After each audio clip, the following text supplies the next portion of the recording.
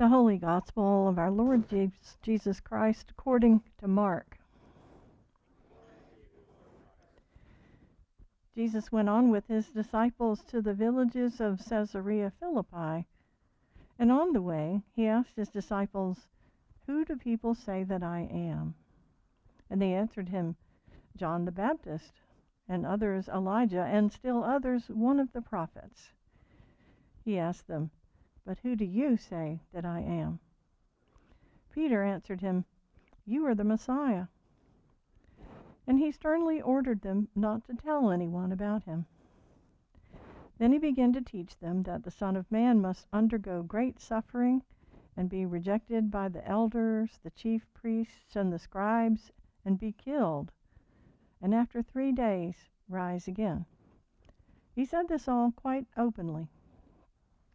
And Peter took him aside and began to rebuke him.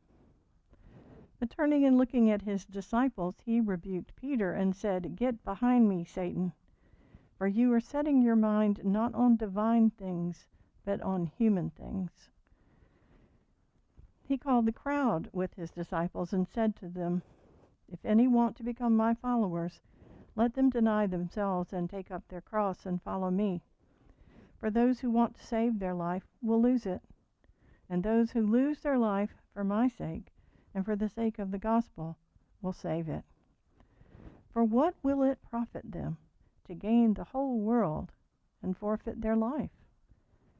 Indeed, what can they give in return for their life?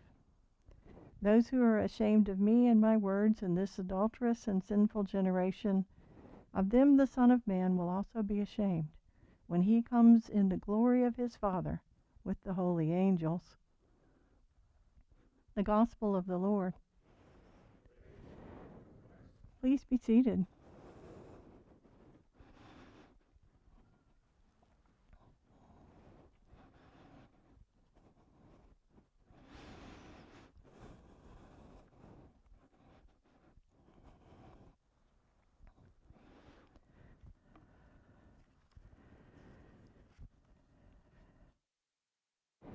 Jesus and his friends were walking along the way, talking together as usual.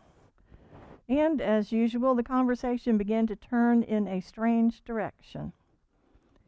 Jesus does this sometimes, pushing the conversation in a way that perplexes his companions, or asking them strange questions, or giving them even stranger commands.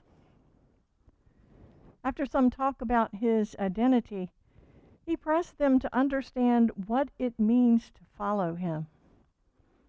That it means standing up for him, even when their lives are at stake.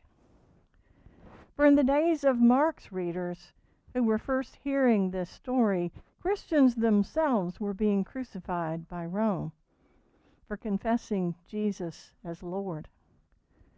To identify as a Christian literally meant risking their lives. Who would want to do that?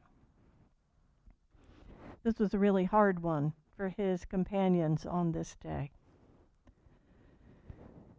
But Jesus keeps pressing the question, would it be worth saving your life if you had to deny Jesus to do it? What kind of life would it be that you had saved if it meant that you denied the one who gave you life? For what will it profit someone to gain the whole world but lose their life? Indeed, what can a person give in return for their life? Jesus asked these questions, not expecting an immediate answer, of course. When we're in the presence of Jesus, it's not about getting the right answer. It's about living the questions.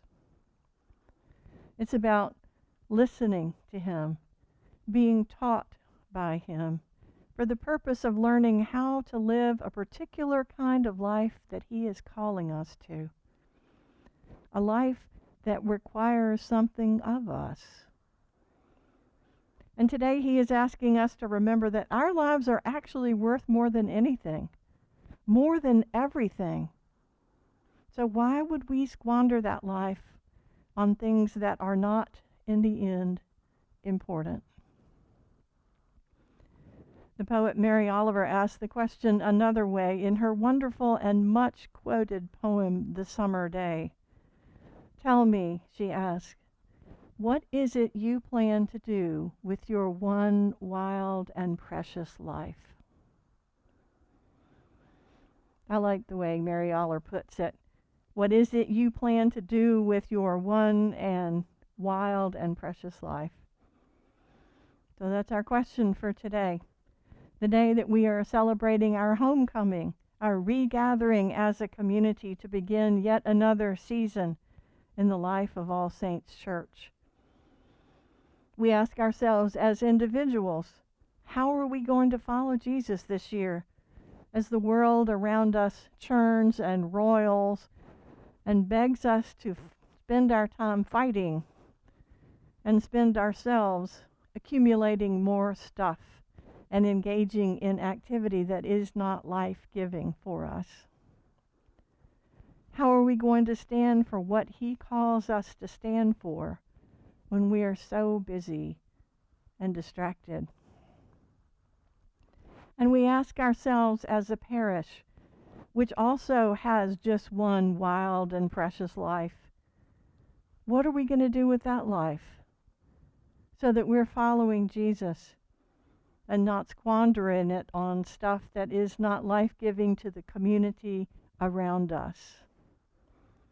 How are we going to witness to God's faithfulness and love, God's generosity and mercy, and live out God's fervent desire for us to do God's work in the world around us? The stakes are high, Jesus says. The stakes are high. So what are we going to do with our one wild and precious, God-given, beautiful life?